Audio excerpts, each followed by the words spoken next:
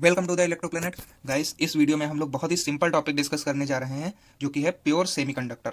यहाँ पे हम लोग देखेंगे क्रिस्टलाइन स्ट्रक्चर और एनर्जी बैंड डायग्राम। ठीक है, तो इस दोनों डायग्राम की मदद से हम इंट्रिंसिक सेमीकंडक्टर की जो प्रॉपर्टीज होती हैं उनके बारे में पूरा देखेंगे कि क्या होता है, कैसे होता है।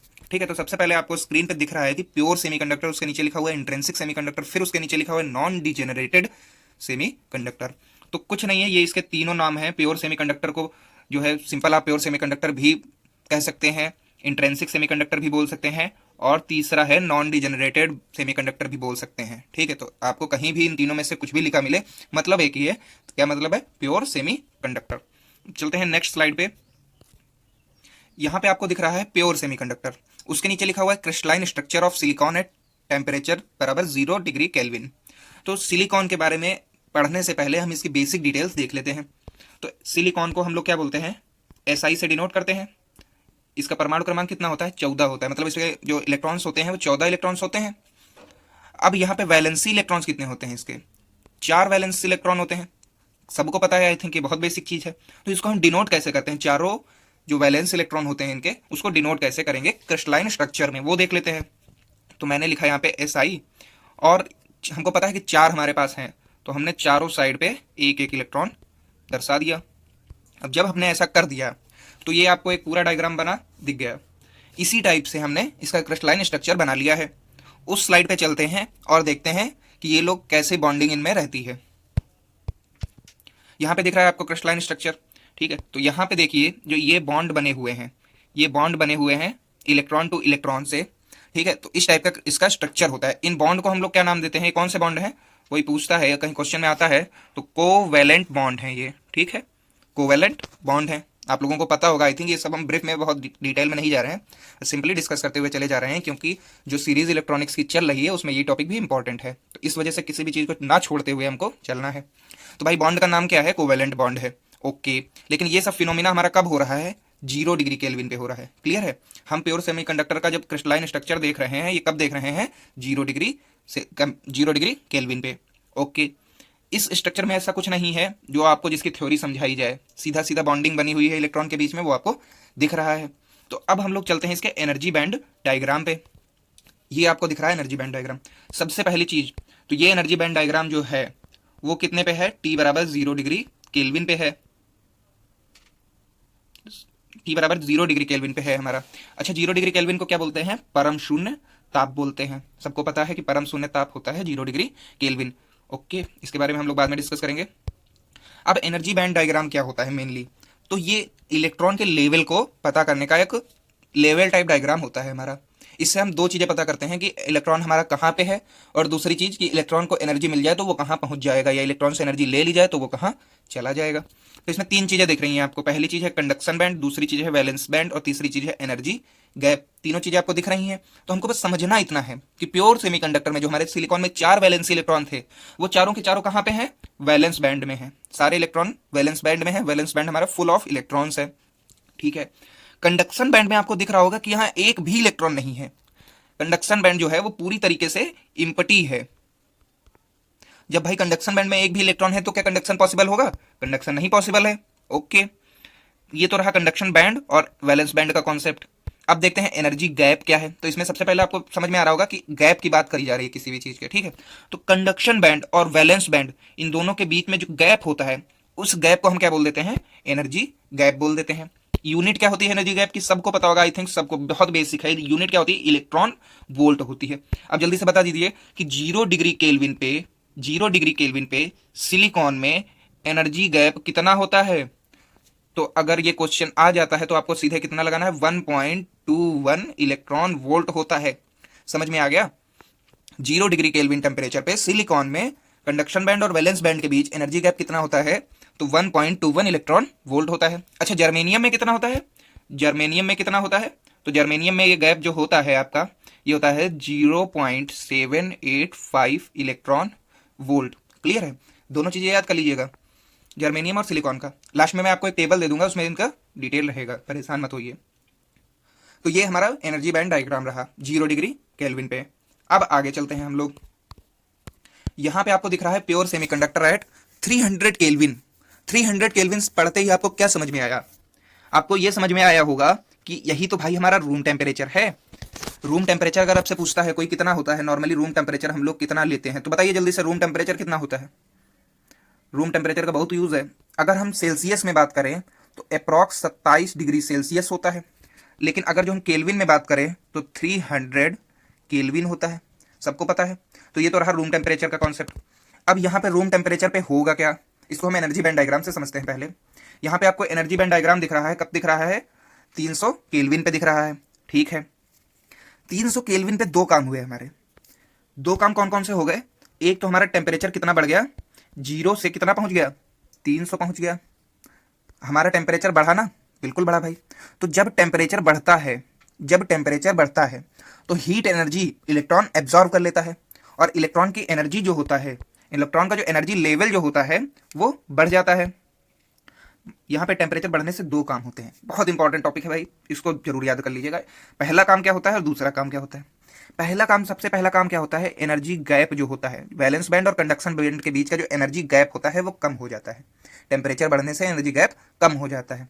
दूसरा काम क्या होता है, जो इलेक्ट्रॉन की एनर्जी होती है, जो इलेक्ट्रॉन की एनर्जी होती है वो बढ़ जाती है, ठीक है। इलेक्ट्रॉन की एनर्जी बढ़ जाएगी और गैप घट जाएगा, मतलब आप कहीं जा रहे हैं तो आपकी स्पीड बढ़ जाएगी और डिस्टेंस घट जाएगी, तो क्या होगा, आप वहां पे तुरंत पहुंच जाएंगे। यही केस हो रहा है किसके संग में, इलेक्ट्रॉन के साथ में। आइए देखते हैं कैसे। यहाँ पे भाई वैलेंसी बैंड में सारे इलेक्ट्रॉन थे, कंडक्शन बैंड हमारा पूरा खाली था। एक इलेक्ट्रॉन को इतनी एनर्जी मिल गई, जो जस्ट एनर्जी गैप के पास था, दिख रहा होगा आपको, जो जस्ट एनर्जी गैप के पास था, उस इलेक्ट्रॉन को इतनी हीट मिल गई कि वो सीधा कूद के कहां पहुंच गया, कंडक्शन बैंड में पहुंच गया। अब जब ये कंडक्शन बैंड में पहुंच गया तो क्या है, कंडक्शन पॉसिबल हो गया। अब यही हमारा इलेक्ट्रॉन कंडक्शन में पार्टिसिपेट करेगा। साथ ही साथ क्या हुआ दोस्तों, यहां से एक नया कॉन्सेप्ट आता है। लोग समझते हैं कि वो उससे अंडरस्टैंड है, लेकिन वो फिर भी उससे अंडरस्टैंड नहीं होते हैं। तो वो कॉन्सेप्ट क्या है, होल का कॉन्सेप्ट है। आज मैं इस तरह से आपको होल का कॉन्सेप्ट बताऊंगा, दोबारा कभी भूलेंगे नहीं, ठीक है। चलते हैं अब होल के कॉन्सेप्ट पे। कुछ चीजें मान लेते हैं कि एक हमारे पास यहाँ पे प्लेस है कोई, उसका नाम है ए, और ये उदासीन है, न्यूट्रल है, मतलब इस पे ना पॉजिटिव चार्ज है ना निगेटिव चार्ज है। इस पे चार्ज कितना है, इस पे चार्ज है 0 कूलम्ब, ठीक है। इस पे चार्ज कितना है, 0 कूलम्ब है। अब मैंने क्या किया, इस प्लेस से एक इलेक्ट्रॉन को रिमूव कर लिया, एक इलेक्ट्रॉन मैंने रिमूव कर लिया, ठीक है। वो इलेक्ट्रॉन यहां से निकल के यहां पहुंच गया। अब जल्दी से बताइए इलेक्ट्रॉन पे कितना चार्ज होता है। इलेक्ट्रॉन पे चार्ज सबको पता है कितना होता है, -1.6 इंटू 10⁻⁻19 कूलम्ब चार्ज होता है, सबको पता है। तो भाई 0 चार्ज था, वहां से कितना चार्ज था, 0 चार्ज था। इसमें से आपने घटा कितना दिया, इसमें से आपने निकाल लिया -1.6 इंटू 10⁻⁻19 निकाल लिया। आपने जब इतना निकाल लिया तो अब इस प्लेस पे कितना चार्ज बचेगा, तो ये माइनस माइनस हो जाएंगे, प्लस जब ब्रैकेट खुलेगा तो इस प्लेस पे अब कितना चार्ज बचेगा, बताइए जल्दी से। तो इस प्लेस पे अब कितना चार्ज बचेगा, जब हमने एक इलेक्ट्रॉन निकाल लिया तो बचेगा प्लस का 1.6 इंटू 10⁻⁻19। आई थिंक ये आपको समझ में आ चुका है। अब जब भाई हमने इस जगह से एक इलेक्ट्रॉन निकाल लिया था, वहां पे कुछ खाली जगह हो जाएगी, तो उसी खाली जगह को हमने क्या नाम दे दिया, उसी खाली जगह को हमने नाम दे दिया होल का। समझ गए।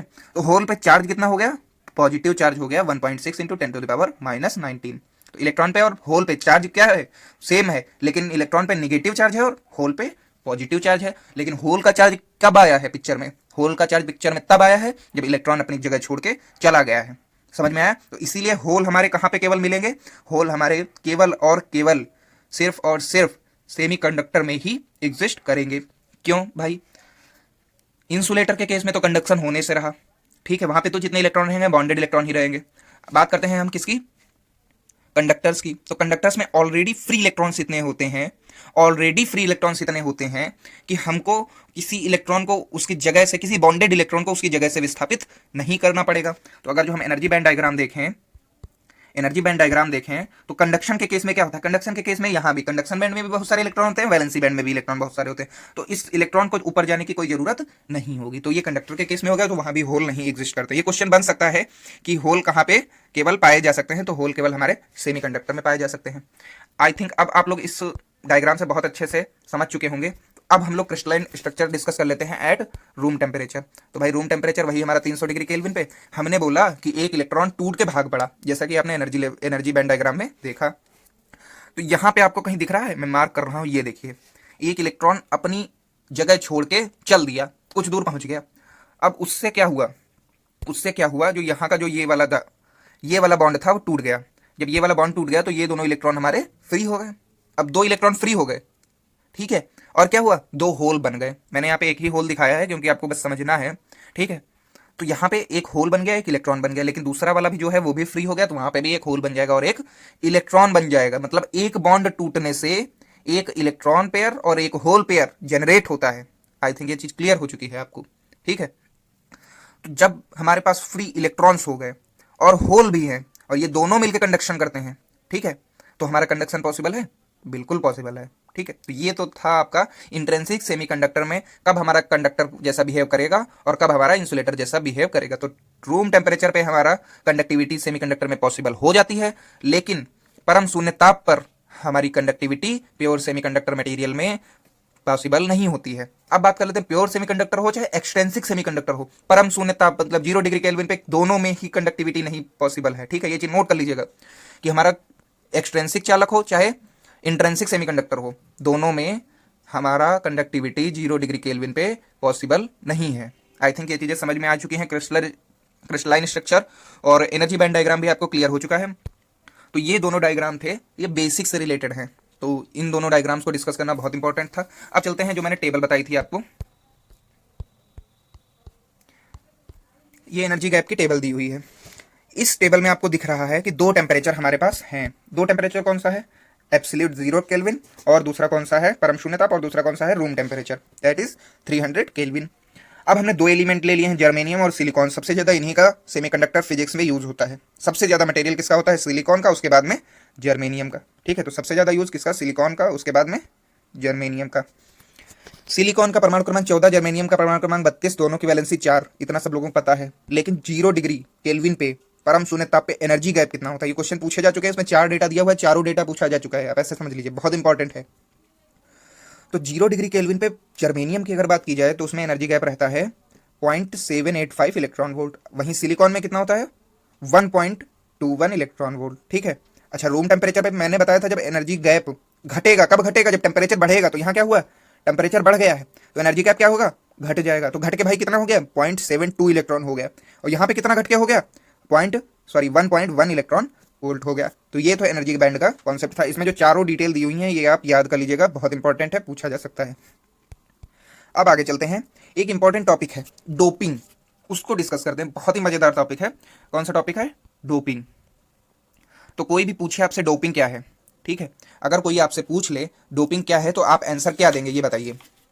डोपिंग क्या है, आप डोपिंग को सुन के समझते क्या है। सबसे पहले तो ये कॉन्सेप्ट बनता है कि आप डोपिंग सुनते हैं तो क्या समझते हैं, ठीक है। तो उसका छोटा सा डेफिनेशन है, the process of adding impurities, ठीक है, अशुद्धि मिलाने की प्रक्रिया to pure semiconductor in order to increase conductivity.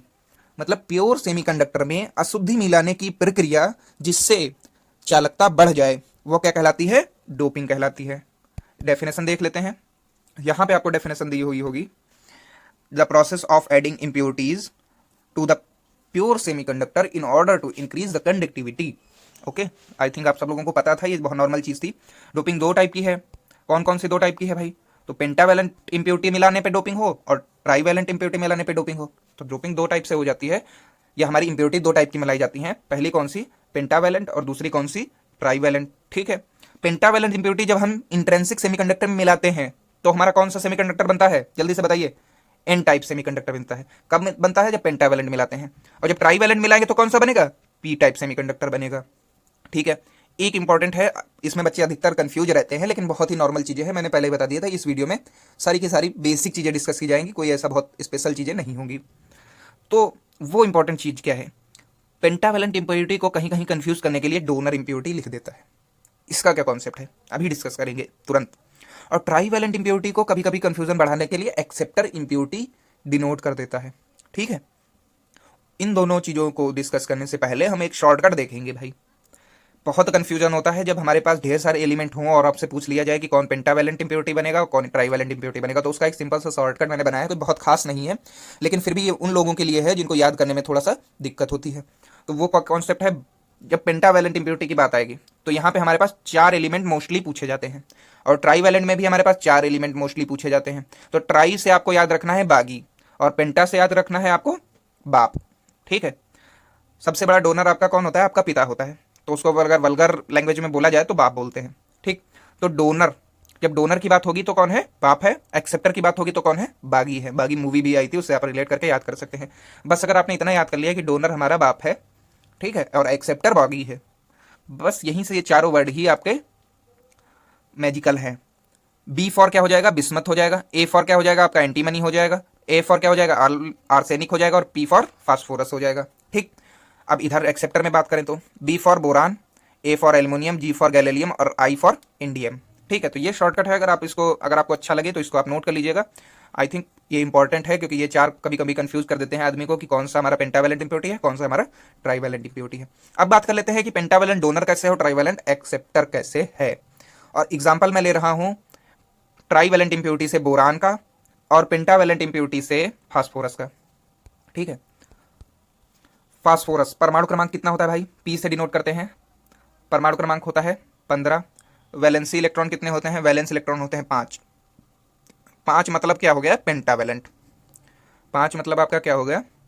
Pentavalent. ठीक है, अब इसका हम जैसे क्रिस्टलाइन स्ट्रक्चर पढ़े थे ना, अभी सिलिकॉन के हमने बनाए थे 4 वैलेंस इलेक्ट्रॉन, वैसे फास्फोरस के बना लेते हैं। बीच में लिखा पी। हमारे पास इलेक्ट्रॉन कितने हैं? 5 है ना, तो 1 इलेक्ट्रॉन, 2 इलेक्ट्रॉन, 3, 4, 4 बन गए भाई। और इनका बॉन्ड भी बन जाता है चारों तरफ से, अपने नियर बाई एटम्स से इनका बॉन्ड भी बन जाता है। लेकिन एक 5वां कहीं फिर भी घूमता रहता है, ये फ्री इलेक्ट्रॉन रहता है, ये 5वां हमारा घूमता रहता है। तो इसमें इलेक्ट्रॉन बढ़ रहे हैं, इसमें इलेक्ट्रॉन ज्यादा है, ये चाहता है कि कोई आए और हमारे इस इलेक्ट्रॉन से भी बॉन्ड बना ले। तो इसके पास कौन सी प्रवृत्ति है? इसको मतलब ये क्या चाह रहा है? ये चाह रहा है कि कोई हमसे हमारा एक्स्ट्रा इलेक्ट्रॉन ले आके क्या कर ले? कोई इस इलेक्ट्रॉन को ले हमसे, ये डोनेट करना चाह रहा है। तो ये कौन सा हो गया? डोनर इंप्योरिटी हो गया। ठीक है, अब बात कर लेते हैं बोरान की। तो बोरान को बी से डिनोट करते हैं। नॉर्मली इसके पास 5 ही इलेक्ट्रॉन रहते हैं, तो 5 में 2 तो बॉन्ड बना लेते हैं, बचते हैं हमारे 3। तो 1 इलेक्ट्रॉन वैलेंसी, इसमें 3 वैलेंसी इलेक्ट्रॉन होते हैं, तो 1 मैंने इस साइड लिख दिया, 1 इस साइड लिख दिया, 1 इस साइड लिख दिया। अच्छा, ये जगह खाली रह गई। तो ये बोरॉन क्या चाहता है कि कहीं दूर कोने में किसी के पास एक एक्स्ट्रा इलेक्ट्रॉन हो, वो हमको दे दे तो हमारा ये सेल भी कंप्लीट हो जाए। ठीक है, वो हमको ये दे दे तो हम उससे बॉन्ड बना लें। तो ये क्या चाहता है? ये लेना चाहता है, एक्सेप्ट करना चाह रहा है। क्या चाह रहा है? बोरॉन क्या चाह रहा है? एक्सेप्ट करना चाह रहा है। तो ये कौन सी इंप्योरिटी हो गई? एक्सेप्टर इंप्योरिटी हो गई। आई थिंक इतना सफिशियंट है, बहुत अच्छे से आपको समझ में आ गया होगा। अब आगे डिस्कस करते हैं डोपिंग लेवल। इंपॉर्टेंट चीज है डोपिंग लेवल, आपको पावर इलेक्ट्रॉनिक्स में बहुत काम आने वाला है। अगर आपने एससीआर पढ़ा होगा तो उसमें 4 लेयर होती हैं, चारों लेयर में अलग अलग सारी डोप्ड होती हैं। ठीक है, पहली जो होती है आपकी हेवीली डोप्ड होती है, और लास्ट वाली क्या होती है? हेवीली डोप्ड होती है। सेकंड लेयर आपकी क्या होती है? लो डोप्ड होती है, लाइट डोप्ड होती है। और थर्ड लेयर क्या होती है आपकी? मॉडरेट डोप्ड होती है। कैसे होती है एक बार ये भी डिस्कस कर लेते हैं। फिलहाल अभी यहाँ डिस्कस करना नहीं चाहिए, अभी हमारा इलेक्ट्रॉनिक्स का टॉपिक चल रहा है, लेकिन देख लेते हैं एक बार, इससे आपको पता चल जाएगा कि डोपिंग लेवल का इंपॉर्टेंस क्या है। यहाँ पे हमारा P1 होता है, यहाँ पे हमारा N1 होता है, यहाँ पे हमारा P2 होता है, और यहाँ पे हमारा N2 होता है।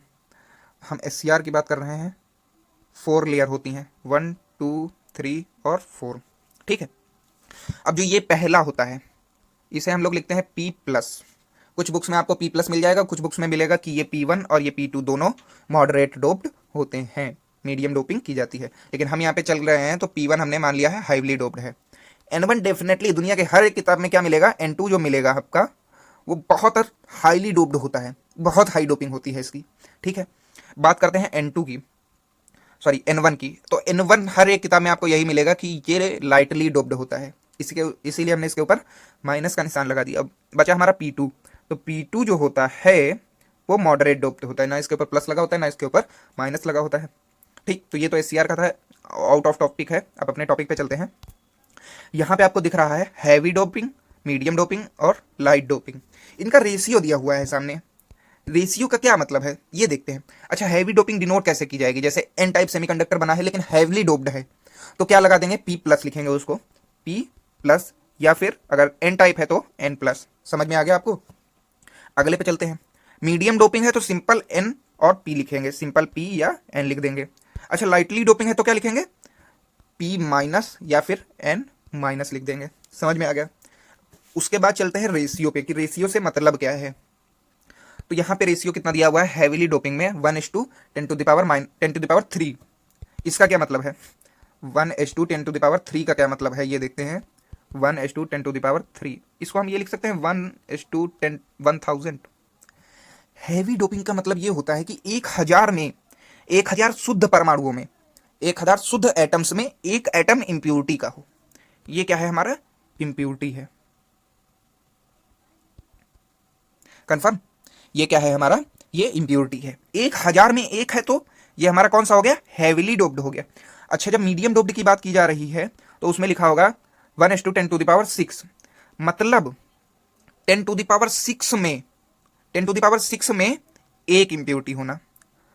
ठीक है 10⁶ एटम्स में शुद्ध एटम्स में एक इंप्योरिटी का एटम होना। तो ये कौन सी हो जाएगी मॉडरेट डोपिंग हो जाएगी। आई थिंक क्लियर है। अब चलते हैं लाइट डोपिंग पे। तो लाइट डोपिंग के केस में क्या हो रहा है लाइट डोपिंग के केस पे हो रहा है 1:10⁻11 मतलब क्या हुआ 10⁻11 में 10⁻11 में एक इंप्योरिटी होना मतलब बहुत ज्यादा में बहुत कम इंप्योरिटी। तो ये क्या हो गया लाइट डोपिंग हो गया। आई थिंक आपको लाइट डोपिंग मीडियम डोपिंग और हैवी डोपिंग तीनों का कॉन्सेप्ट समझ में आ गया है। तीनों डोपिंग लेवल आपके क्लियर हो चुके हैं। तो इस वीडियो में हम लोग इतना ही डिस्कस करते हैं। नेक्स्ट वीडियो में हम लोग डिस्कस करेंगे एक्सट्रिंसिक सेमीकंडक्टर मटेरियल के बारे में जिसमें हमने क्या किया प्योर में हमने इंप्योरिटी मिला दी तो हमारा क्या बन गया एक्सट्रिंसिक सेमीकंडक्टर मटेरियल बन गया। तो नेक्स्ट वीडियो में उसको डिस्कस करेंगे। लेकिन गाइज ये बहुत ही सीरीज आपके हेल्पफुल रहने वाली है तो मैं चाहता हूं कि आप इसमें अपने फ्रेंड्स को भी ऐड करें उनको शेयर करें। ठीक है जिससे मुझे भी थोड़ा सा अच्छा लगेगा और जो सामने वाला स्टूडेंट होगा या जो भी कैंडिडेट होगा जो भी भाई होगा उसको पढ़ के इसको फायदा ही मिलेगा। और इसमें मैं गारंटी के साथ बोल सकता हूं कि ऐसे वो सारे टॉपिक डिस्कस करूंगा जो आपको आज तक क्लियर नहीं हुए हैं। थैंक यू बने रहिए साथ में इलेक्ट्रो प्लैनेट के साथ। Bye bye.